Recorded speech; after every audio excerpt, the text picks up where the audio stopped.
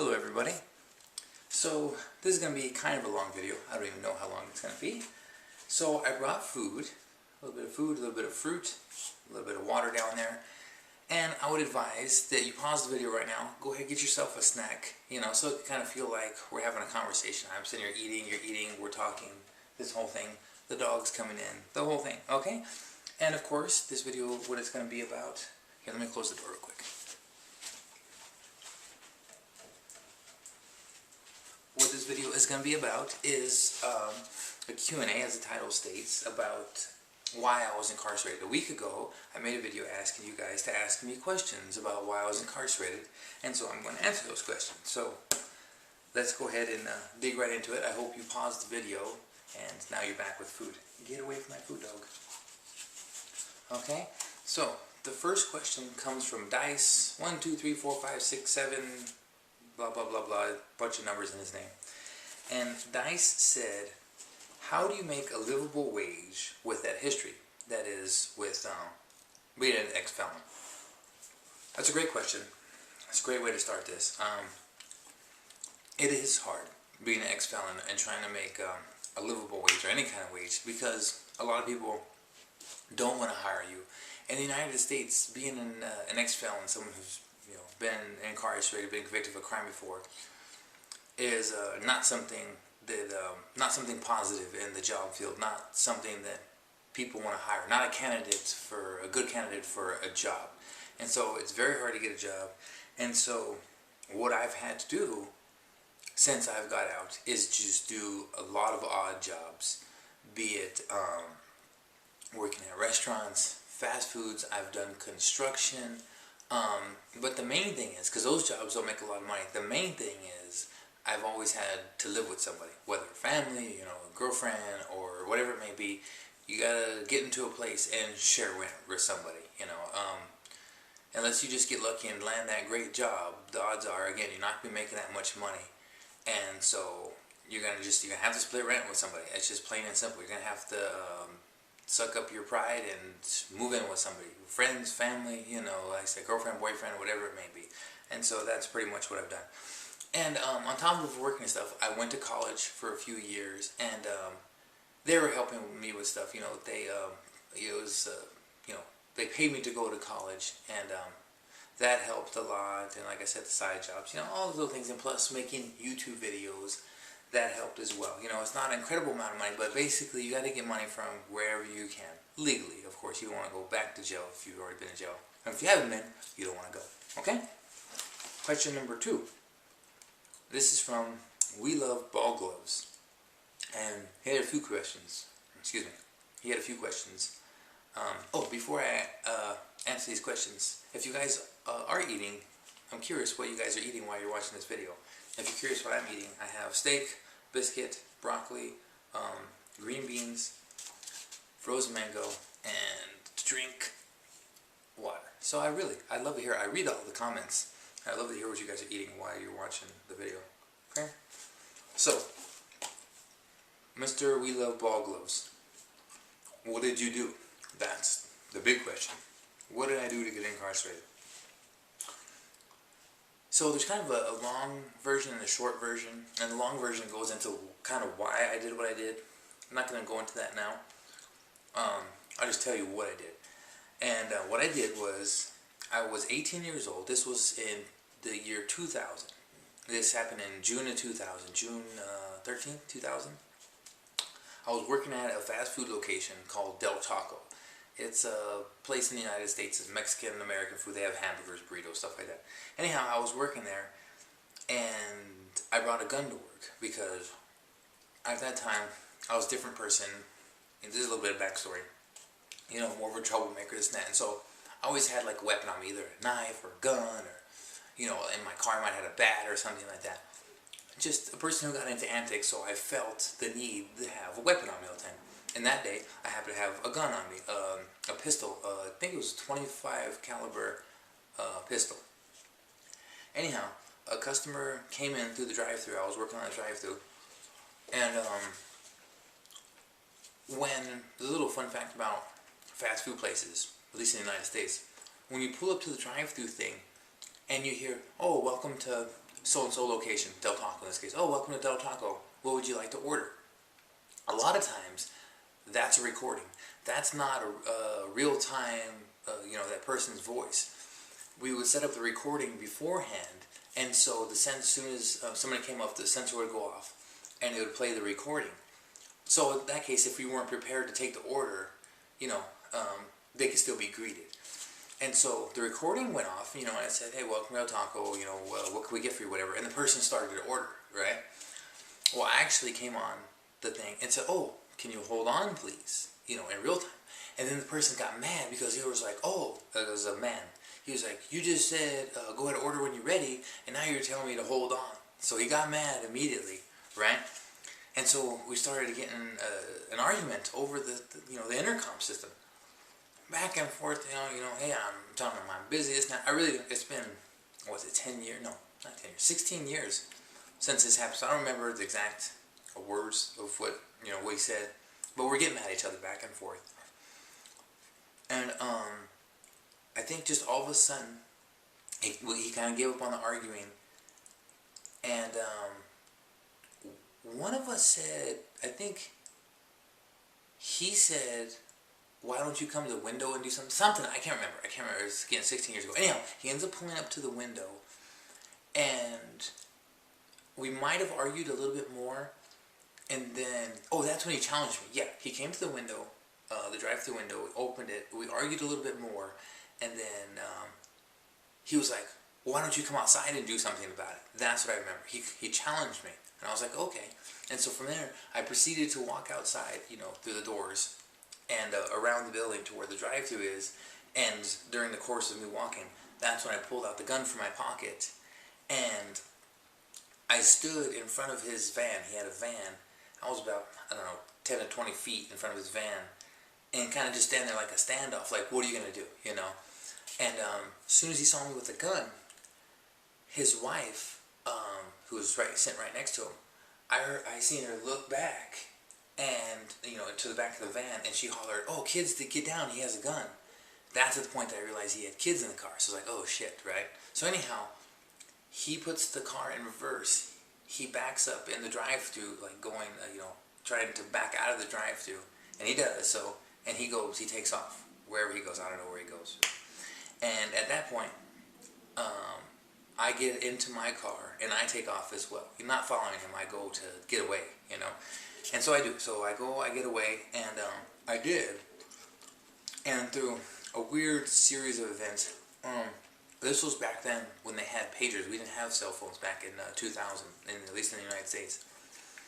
And so my boss had called the police, and then the police ended up going to my house, and I was still living with my family at the time, my dad and my grandma, and the police were like, hey, your son's wanted, pretty much dead or alive. If we find him first, we're going to shoot him. They're trying to basically scaremonger them. And so my dad calls me on my pager. If you have to kind of know a little bit about pagers, you just gotta get a phone number, and you're supposed to call back. So my dad pages me. I call him back on the phone. Hey, what's going on? He said, hey, the police are here. What happened? Wants to know what happened. And I kind of talk about it a little bit, and he's like, well, man, just please turn yourself in, this and that. And I didn't want to. I didn't want to turn myself in, but he begged and pleaded for me to turn myself in, and I was like, okay. I kind of gave in, and I turned myself in. And anyhow, they end up retrieving the gun.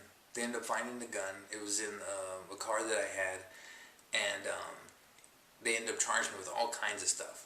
They charged me with assault with a firearm, personal use of a firearm, and they even charged me with child endangerment just because the kids were in the car. Nobody got hurt, nobody got shot at, nothing like that. But they charged me with all kinds of assault charges, as if I had hurt somebody or shot somebody or whatever.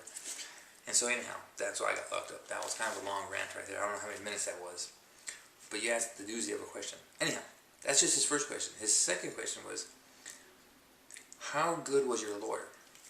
Lawyer was shitty. I actually had a couple different lawyers. One was a paid lawyer. My family paid for a lawyer. They didn't do very good. They were offering me like 5 years in prison or something like that. And I was like, 5 years? I didn't hurt anybody. I didn't do anything. In my mind, okay, I scared a guy with a gun. Big deal, So the lawyer was crappy. And then we couldn't. I don't think we could really afford her for very much longer, and so we transitioned to what's called a public defender. And in the United States, you have the right to have to be represented free by a lawyer if you don't have the money, you know. And so since I didn't have a lot of money, the state basically has to pay for a lawyer for me, free lawyer, okay, like free healthcare, something like that. And so that lawyer wasn't any good, and I fought it for a little bit, and then they ended up offering me 7 years. So you know, these offers will keep going up, and the judge was like, "Oh, you're looking at spending the rest of your life in prison, like 20-something years, you know, if you go all the way to like trial and fight the whole thing, you know." And so what they offer you is called a plea bargain. So they ended up offering me a plea bargain, and I took that. That was for 7 years. Reluctantly, I took it. I mean, you know, I didn't want to take it, you know, and I regretted not taking the 5 years, which would have been less. But I was hoping to get even less than that. And just a whole messed up deal. But yeah, so lawyer screwed me. System screwed me. Okay. His next question, I think he has a third question, maybe not a fourth question. It says, how was the court system or trial? That kind of answered that question. It's a very rigged system in the United States. We have this motto that you're, you know, guilty, or no, innocent until proven guilty, but it's not true. If you get, you know, arrested and thrown in jail, it's like you're convicted already. The odds are so stacked against you. They have like a 90-some-odd% conviction rate. It's so high. It's just proof that the system is really, it's rigged against you. Like Donald Trump says, it's all rigged, but no, it really is though. Not the politics thing, the court system. Whether politics is, that's a whole different video. We're not going to talk about politics. Okay, there's another question. This is still from We Love Ball Gloves. He says, was there social structure? He's saying, you know, in prison. So, a little quick note. In the United States, again, and I keep saying that because I don't know how it is in other countries. We have two types of places of incarceration. We have jails and we have prison. Jail is where you go to when they first arrest you and you're fighting your case. You know, you're trying to prove yourself innocent, or, you know, they're trying to prove you guilty. And so you're like in a holding place, basically. It's in the jail, you know. It's a common jail, you know, that you think of when you hear jail. But it's only a temporary place until you find out whether you're guilty or not. Obviously, if you're not guilty, you go home. If you are guilty, that's when you go on to prison. So I was in jail for like 6 months or so before I was found guilty or took the plea bargain, and that's when I went on to prison. Okay, and now in both of those, yes, there is a social structure, kind of. In California, the state that I live in, you know, United States is a big country, and it's divided into 51 different parts, little territories called states, what we call states. And each state has its own set of prisons, you know. So California has its own prisons, you know. New York has its own prisons, whatever. So in the California state prison system, it's very gang oriented, and it's broke down into like 4 main parts, and by race, it's like blacks, Hispanics, whites, and like Asians and others like Arabs and whoever else. You know, great majority of people who are locked up in the United States are black and Hispanics. And in that, yes, there's a lot of gang members, and the social structure is like, you know, let's say you're Hispanic in the Hispanic group, in which you know, I put myself in because that's kind of who I grew up with. Yeah, they do have a social structure, you know. The people at the bottom, called soldiers, is what they call them, all the way up to like the heads, people who run, like, just like a gang. It's basically like a gang. The foot soldiers at the bottom, and at the top, the, you know, so-called mafia leaders, or whatever you want to call them, the heads of the gangs, you know. And they kind of, you know, set up rules. Oh, you're not supposed to associate with this or that people. Like, again, in California prisons, it's very racist, racial. Like, you know, if you're Hispanic, you don't do any kind of dealings with black people. You don't eat at the same tables as black people. You don't shower with them. You don't play games with them, you know, like say chess or card games or something like that. You know, you definitely don't drink after them, or, you know, like say you have a buddy and you have a soda drink or something, and you're like, oh, hey, you want a drink? You know, if they're Hispanic or white, it's fine. But if you try to offer a drink to a black person, oh, God forbid, no. you get beat up, or at worst, killed, And so yeah, there is a social structure, and there's people who, enforce those rules, the soldiers or whatever. Okay? And yes, as a side note, I did break those rules when I first got to jail. I really didn't know a lot about the rules, and I traded a pair of pants with a black guy. I got a pair of pants, like jail issued pants. They were way too small for me. And there was this taller black guy, and he got ones that were like way too big. Not just long, they're just larger. And so, natural things like, oh hey, let's switch pants, And someone found out about it, and like, oh no, you're not supposed to trade with the blacks. And they came in, they checked me. They freaking socked me in the face, gave me a big old black eye, straight up just punched me. That's out of nowhere. This guy just came up to me and just bam, you're not supposed to trade with the blacks. It's like just a warning, And so, I mean, they force you, mentally, they beat it into you, literally beat it into you. You do not do these things, And so, sure enough, I was like, no more dealings with the blacks. Even though personally, I have no problem with black people. I have black people in my family. But, it's the rules, You don't abide by the rules, you get hurt or killed, like I said. I don't know. And then he asked if there was a top dog. And like I said, there's top dogs. There is a hierarchy structure. I think that's kind of what he meant. Social structure, and there's top dog. Oh, and as far as the social structure, there is, like the mingling of people. If you are, say white, say you go in there and you're a white guy and you, associate with white people. Yeah, they have like a brethren atmosphere, I guess you could say. If you don't have food, they might give you food, the prison gives you food, but like extra food, like snacks, chips, stuff like that. If you don't have any of that stuff, or toothpaste or something like that, oh hey, we're white, you're white, we'll hook you up, we'll make sure you have what you need, But in turn for that, they expect you to fight for them, or perhaps kill for them, So say for example, I need water real quick. I know there's a lot of information, it's kind of confusing, but it's just so much info.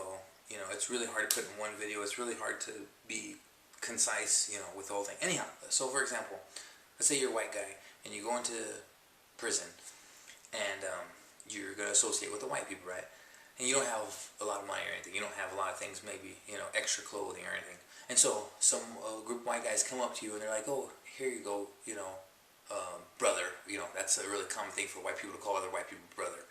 Here you go, brother, here's, a package for you, and they give you some clothes and food and stuff like that. Hey, pretty cool, right? Now, let's say, later on, one of those white guys, ends up getting in a fight with a black guy or something like that. They expect you to jump in and help them. Regardless of if they're just one-on-one fighting, you're supposed to jump in and help that white guy. So it's kind of like, yeah, we're giving this to you, but it's kind of like a payment for, something you have to repay later. So anyhow, so that goes on. There's a lot of that goes on. So be careful. Don't go to jail. If you do, be careful what you take from somebody, because they're going to expect something back from you. Hopefully not sexually. Okay. Next question is from a different guy. Frosty the Snowman 333. And he says, see anybody raped? No. I'm really glad you asked that question, because it's so common. And the fault of that, I got my notes. And the fault of that is the movies. It's so portrayed in the movies that, that rape is a common thing in prison. And it perhaps used to be many, many years ago, and there's probably still cases of it, kind of. But in general, no, it doesn't happen, or at least it's not broadcasted. I never really heard about it.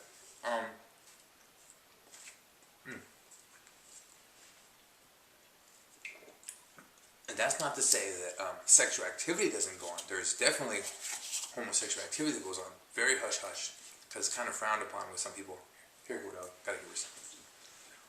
But like, it's not really open, It's not like people are just raping people in front of other people in, a day room, or, in some open area or whatever like that. So it does happen, maybe, but it's really not as common as they say in the movies. It's very overhyped in the movies. So no, it doesn't really happen. Okay? Next question. Was I raped? No, I was not. No one ever tried to even attempt to rape me.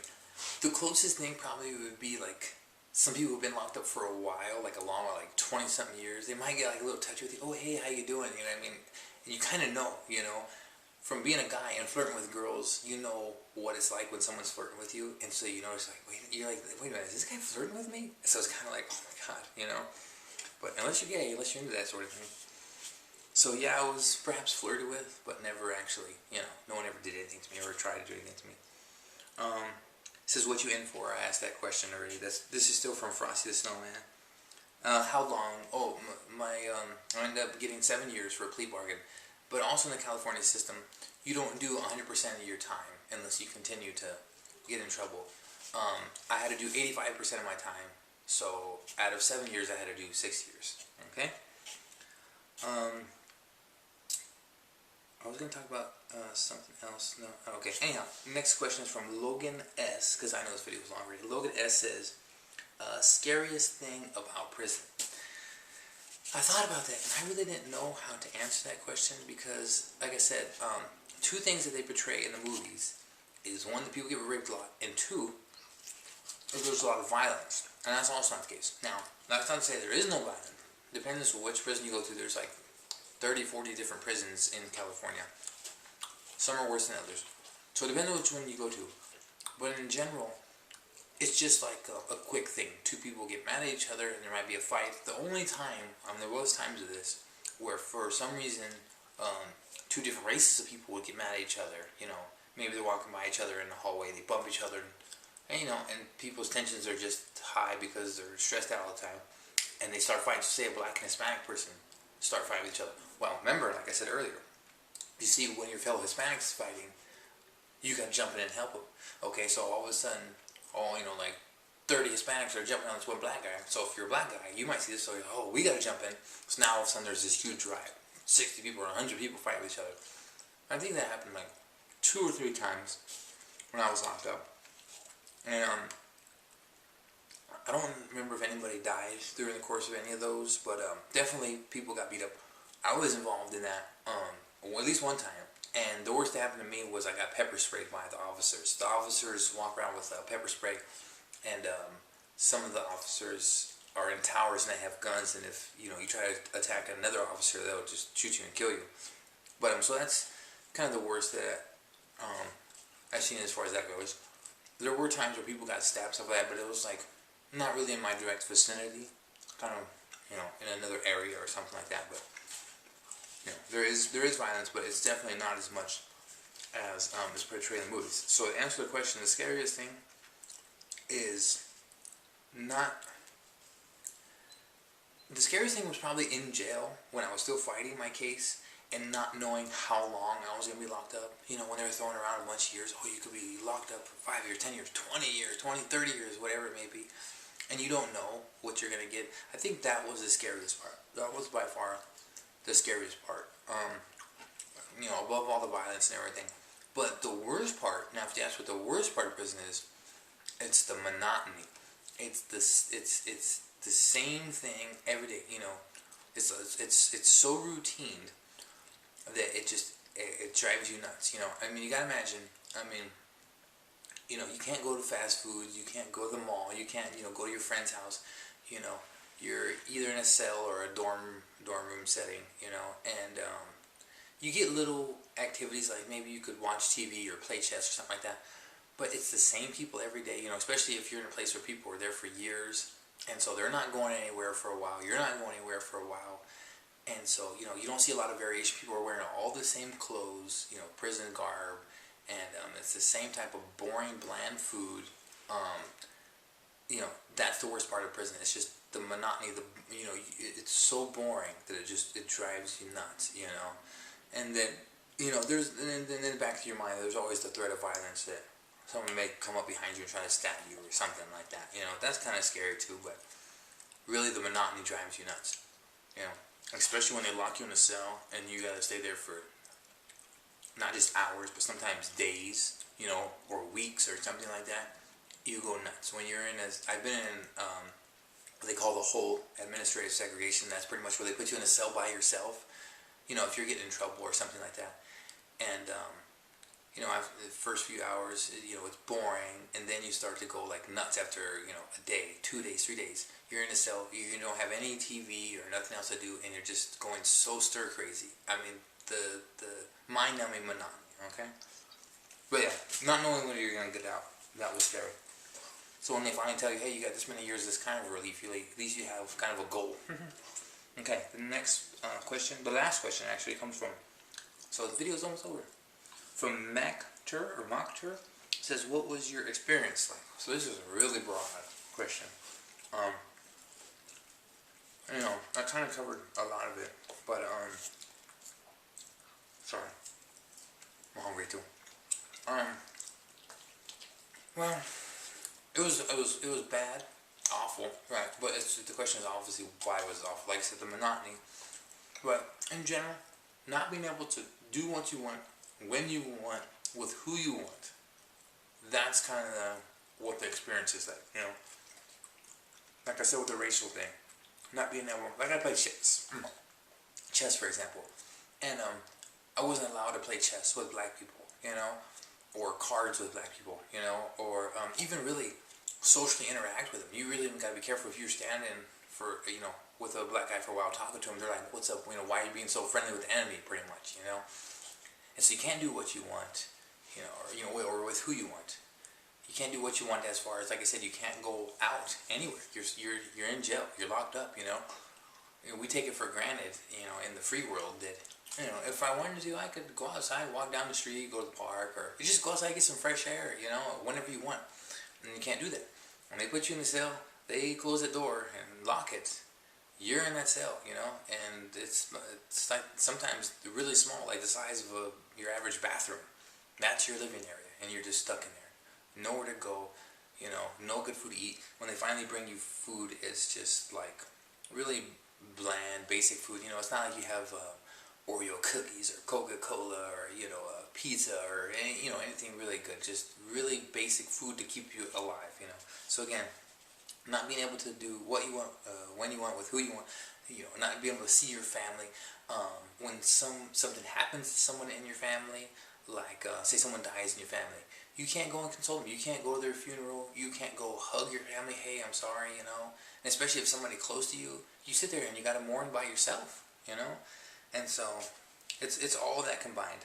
But it's definitely, it's not. I can't stress how much it's really not like the movies say, where it's just they make it like every day it's violent, every day somebody's getting raped. It's not like that. On a daily basis, it's just the same thing. You get up, you walk to what's called a chow hall, you know, a place where you go eat, and you walk back, and maybe they put you back in your cell, and maybe let you out for a little while so you could, you know, maybe go outside and run around the track, you know, to get some exercise. Or some prisons have weights. In California, they don't have weights anymore, you know. Like I said, play some chess with some people or something like that.